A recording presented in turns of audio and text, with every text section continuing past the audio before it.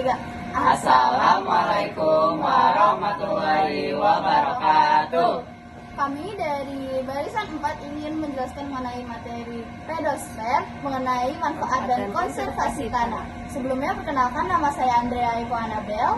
Nama saya Muhammad Gaya Jongkar. Nama saya Nindya Nasmia Rakian. Nama saya Dimas Muhammad. Nama saya Romi Dami Sesa. Nama saya Anissa Humaira. Dan satu lagi Aufa ada di sini. Ada di sini.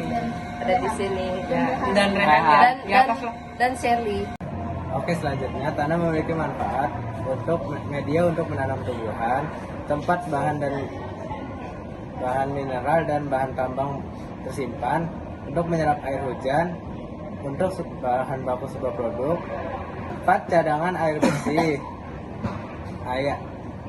Nah, selanjutnya itu ada kerusakan tanah atau degradasi tanah. Degradasi tanah adalah berkurangnya kapasitas tanah untuk menyediakan barang, jasa, ekosistem, serta menjamin fungsinya secara signifikan. Nah, faktor-faktor degradasi tanah itu ada 3, yaitu penggunaan pupuk kimia dan pestisida secara berlebihan, terus penebangan hutan secara berlebihan, terus juga ada penambangan bahan mineral yang berlebihan juga. Lalu untuk berikutnya, konservasi tanah. Apa sih itu konservasi tanah? Konservasi tanah adalah upaya memelihara tanah atau melindungi tanah dengan tujuan untuk mencari solusi dalam masalah kerusakan tanah. Nah, konservasi tanah itu ada 3 metode. Pertama, metode vegetatif, kedua, metode kimiawi, dan yang terakhir adalah metode mekanik. Selanjutnya, metode vegetatif.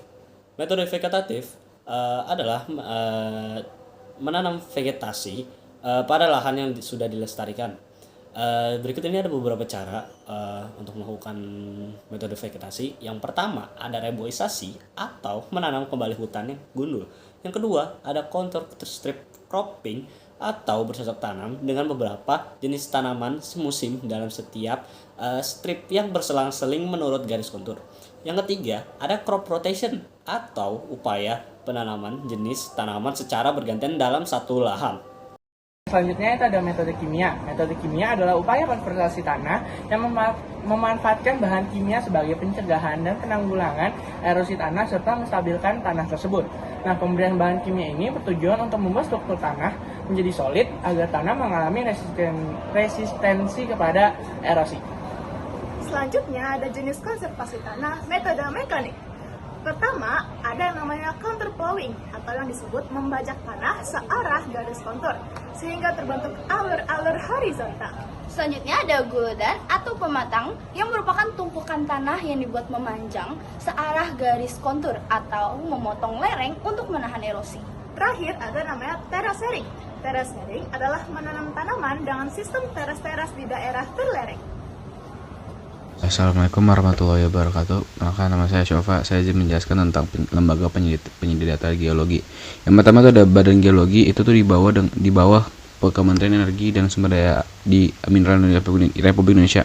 Itu buat lembaga utama yang bertanggung jawab dalam penyediaan data geologi, termasuk peta geologi, data mineral, dan informasi terkait sumber daya alam. Yang kedua itu ada Pusat Penelitian dan Pengembangan Geologi atau P3G, yaitu bagian dari Badan Geologi yang khusus melakukan penelitian dan pengembangan dalam bidang geologi serta menyediakan data terkait hasil penelitian mereka. Yang ketiga itu ada kampus saya, yaitu Institut Teknologi Bandung, yaitu memiliki penelitian geologi dan geofisika yang menghasilkan data geologi. Nah, itu kalau di ITB itu ada teknik geologi. Nah, itu. Yang keempat ada LIPI, itu tuh buat memiliki pusat penelitian yang terkait dengan geologi, terutama bidang penelitian dasar dan terapan geosains. Nah, ya. Selanjutnya itu ada lembaga pengguna data geologi. Yang pertama itu ada Kementerian Energi dan Sumber Daya Mineral. Nah, itu termasuk Direktorat Jenderal Mineral Batu dan Batubara serta Direktorat Jenderal Energi Baru Terbarukan dan Konservasi Energi, menggunakan data geologi untuk merencanakan mengelola sumber daya alam di Indonesia. Nah, yang kedua itu perusahaan tambang. Itu tuh memanfaatkan data geologi buat eksplorasi dan ekstraksi mineral, batu bara, dan sumber daya alam lainnya.